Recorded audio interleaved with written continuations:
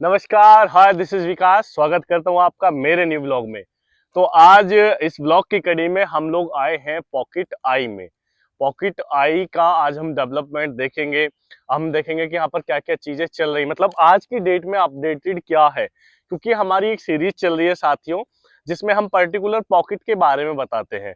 हर pocket के बारे में आपको मेरे चैनल से मिल जाएगा। अब लेकर आपका 7A से आई जे, 3ABCD, 4ABCD, 6ABCD, आपका 2A 2C, यानी कि जितने भी ओवरऑल पॉकेट हैं यमुना अथॉरिटी के सेक्टर 18, सेक्टर 20 में।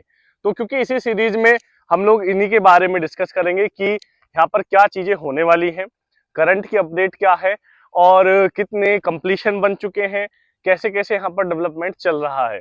तो साथियों, जैसा कि आप सब देख रहे हैं कि कंप्लीशन बनने शुरू हो गए हैं। मतलब अगर मैं बात करूं पॉकेट 7A की, अगर मैं कंपेयरिंग करूं कि 7A से, तो 7A में जहां एक तरफ सिर्फ 2 कंप्लीशन अभी बने हैं, बाकी काम चल रहा है उनका, कह सकते हैं कि नींव का काम चल रहा है।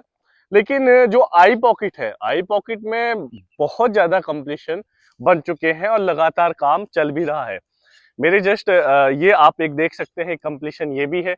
और जो ग्राउंड पे जो चीजें हैं, सड़क का काम हो चुका है, सड़क बन चुकी है, इंटरनल आप कनेक्ट हो सकते हैं, अपने प्लॉट तक इजीली पहुंच सकते हैं। दूसरा, आपके जो प्लॉट की मार्किंग है आई वाले मामले में हो चुकी है।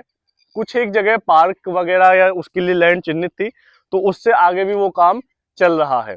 तो हम कह सकते हैं कि 80% तक यहाँ पर डेवलपमेंट हो चुका है पूरा।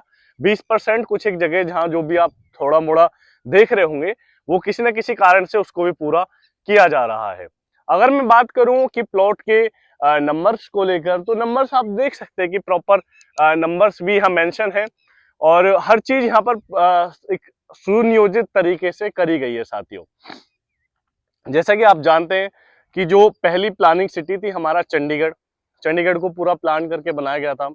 उसी के बेस पर नोएडा को बसाया गया, उसी के बेस पर फिर ग्रेटर नोएडा, यानी कि जो चंडीगढ़ में कुछ कमियां रही थी उनको सुधार कर उन्होंने प्रयास किया कि हम लोग नोएडा में अच्छी प्लानिंग करें।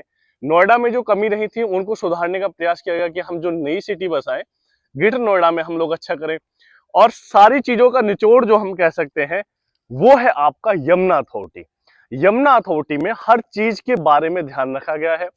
किसी भी प्लानिंग को लाने से पहले यमुना अथॉरिटी के अधिकारियों की एक बात मैं बहुत अच्छी कहूंगा, मैं उनको अप्रिशिएट भी करूंगा कि वो किसी भी प्लानिंग को लाने से पहले उसका डीपीआर जैसे बनता है, डिटेल प्रोजेक्ट रिपोर्ट जो बनती है, उसको दिखाते। जैसे मान लो मैंने आपको कॉपी किया, तो मैं जो आप जैसे आपका जो काम है पहले मैं आपसे दिखाऊंगा कि इसमें कोई कमी तो नहीं है, आपने जो काम किया उसमें क्या कमी रही, तो उन चीजों की दिक्कत मेरे इस प्रोजेक्ट में ना आए, इसलिए यमुना अथॉरिटी काम करती है, उनसे बातें करती है, डीपीआर बनवाती है और उसमें संशोधन होता है बार बार। तो साथियों, जो जो कमियां अन्य शहरों में रही, उन कमियों को यमुना अथॉरिटी ने पूरा किया है। जो बेसिक एमिनिटीज होती हैं एक व्यक्ति के जीवन स्तर को सुधारने के लिए, उस पर भी यमुना अथॉरिटी ने काफी काम किया है। जैसे हम बात कर ले ट्रांसपोर्टेशन में, तो आप सभी जानते हैं कि भाई वर्ल्ड का सबसे टॉपेस्ट ट्रांसपोर्ट जो है वो अपना एयरपोर्ट, ये जो अपना एयरलाइंस है ये है। सेकंड में और सब आ जाते हैं फिर अपना।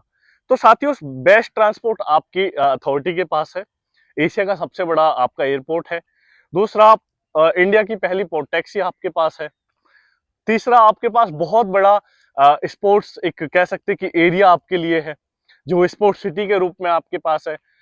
चौथा, इंडिया का पहला जो Formula 1 रेसिंग ट्रैक है वो आपके पास है। तो मैं कह सकता हूं कि बहुत सारी ऐसी चीज है जो आपके पास है, लेकिन आपके पास क्या नहीं है, आपके पास नहीं है सिर्फ और सिर्फ यहाँ पर निवेश करने का एक मन। आप मन बनाइए साथियों, ये सारी चीज आपकी अपनी है, ये आपका इंतजार कर रही है, क्योंकि यहाँ चीजें दिन बाय दिन, डे बाय डे यहाँ पर चीजें इंक्रीज हो रही हैं, प्राइस इंक्रीज हो रहा है। लगता है लोगों को, कई बार लोग कहते हैं कि यार यहाँ तो जंगल है, कुछ नहीं है। देखो, दो फर्क है भाई, एक इन्वेस्टर्स में और एक एंड यूजर में सिर्फ इतना थोड़ा सा फर्क होता है, कोई बड़ी बात नहीं है, क्योंकि पैसा इन्वेस्टर लगा रहा है और पैसा जो एंड यूजर है वो भी लगाता है। तो फर्क सिर्फ इतना है कि इन्वेस्टर्स क्या करता है, जो भी इन्वेस्टर्स होगा वो शुरुआती दौर में पैसा लगाएगा। जैसे प्रॉपर्टी मान लो, मैंने शुरुआती सबसे बेस्ट कौन होता है, जो अलॉटमेंट में पैसा लगाता है। जैसे मान चलो 4750 की अलॉटमेंट आई थी, तो उस समय लोगों को ढूंढना पड़ रहा था कि भाई इन्वेस्ट कर लें, यहाँ आए, अथॉरिटी में निवेश करें, अलॉटमेंट में अपना स्कीम में फॉर्म फिलअप करें। सबसे प्राइम तो वही है जिन्होंने 4750 रुपए में चीज ली, एक अच्छा वेट किया, एक टाइम तक वेट किया, और जब उन्हें लगा कि यार इसका इसका 10 गुना, इसका 20 गुना हो गया, तब उन्होंने उसको निकाल दिया। तो प्राइम इन्वेस्टर तो वो हुए। अब सेकेंडरी आते हैं वो कि जिन्होंने यहाँ चीजें थोड़ा डेवलप होने के बाद, चीजें ग्राउंड पे आने के बाद, कोई एक बड़ी योजना आने के बाद जिन्होंने यहाँ निवेश किया, वो भी डबल ट्रिपल का एप्रिसिएशन लेकर यहाँ से निकले। तीसरे कौन लोग आते हैं, तीसरे इन्वेस्टर्स वो होते हैं जो टाइम में इन्वेस्ट करते हैं। जैसे उन्हें लगता है कि हाँ अब अच्छा एप्रिसिएशन चल रहा है, अब मार्केट में जो प्लॉट्स की कीमत है, जो डिमांड है वो बढ़ रही है, तो वो लोग उस टाइम में निवेश करते हैं, उस समय इन्वेस्ट करते हैं, कुछ वर्ष, कुछ महीने प्लॉट को होल्ड करते हैं, देन वो अपना जो प्रॉफिट उन्हें चाहिए होता है वो देकर निकल जाते हैं। चौथे और पांचवे लास्ट में आते हैं फिर हम जैसे लोग जो एंड यूजर होते हैं। अब एंड यूजर क्या करता है, एंड यूजर के दिमाग में क्वेश्चन होता है, एक छोटी सी डर रहता है कि यार कहाँ रहेंगे, यहाँ तो कुछ नहीं है, अभी तो घर नहीं बने, अभी तो लोग नहीं है यहाँ, अभी तो बिजली के खंबे पे लाइट नहीं है यहाँ। वो उनकी बात ठीक है, क्योंकि वो आ इसलिए रहा है कि भाई वो आके रहे। लेकिन पैसा जो कमाया जाता है, भाई अगर आप माइंड मेकअप ये करके आए हो कि हमें पैसा कमाना है, तो फिर हमें शुरुआती दौर में पैसा लगाना होगा। और जब तुम एंड यूजर रहने के लिए आ रहे हो और दिमाग में भी है कि पैसा कमाना है, तो थोड़ा ऐसा नहीं है कि आप बिल्कुल पैसा नहीं कमाओगे। भाई हो सकता है इन लोगों ने डबल ट्रिपल का एप्रिसिएशन लिया हो, आप 2 लाख 4 लाख का एप्रिसिएशन ले लोगे। तो चीजें सभी के लिए अच्छी है, लेकिन हमारी एडवाइस और कोशिश यही रहेगी कि आप एक अच्छे समय में चीजें यहाँ से लेके जाएं, एक अच्छा आपको निवेश मिले यहाँ पे। और हमें भी ये खुशी होगी कि जब आप कमेंट में हमसे कहेंगे कि हमने आपकी वीडियो देखी और हमें लगा कि हाँ हमें निवेश करना चाहिए। देखो वो मतलब नहीं है कि वीडियो देख के आप विकास से चीजें लो या आप किसी भी डीलर से चीज लो, आप कहीं से भी ले सकते हैं। जहां आपको लगे कि जो जिस व्यक्ति ने आपको ठीक तरीके से समझाया, गाइड किया है और जिस पर आपका भरोसा जमे, आप उससे चीजें ले सकते हैं।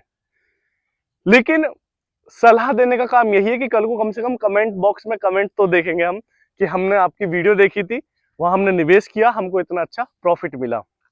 और मैं यही कहूंगा कि जैसे आप भी वीडियो देखते हैं, आपको लगता है कि आपको कुछ और चीजें मालूम है जो शायद मैं नहीं बता पाया, तो ऐसा नहीं है कि भाई हम सर्वज्ञानी है।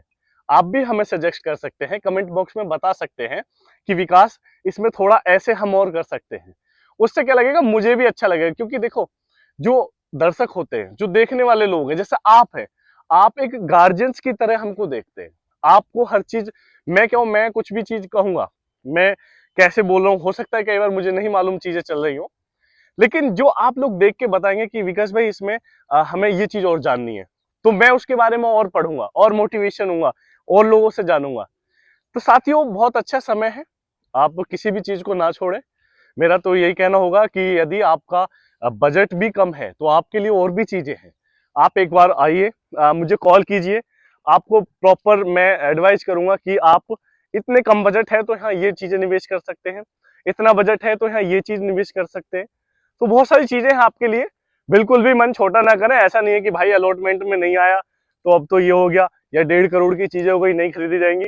विकास है ना, टेंशन नहीं लो, सारी चीजें मिलेंगी। तो यहाँ तक वीडियो देखने के लिए आप सभी का बहुत बहुत धन्यवाद। किसी भी प्रकार की क्वेरी के लिए आप नीचे दी गई स्क्रीन पर मेरे नंबर पर मुझे कॉल कर सकते हैं।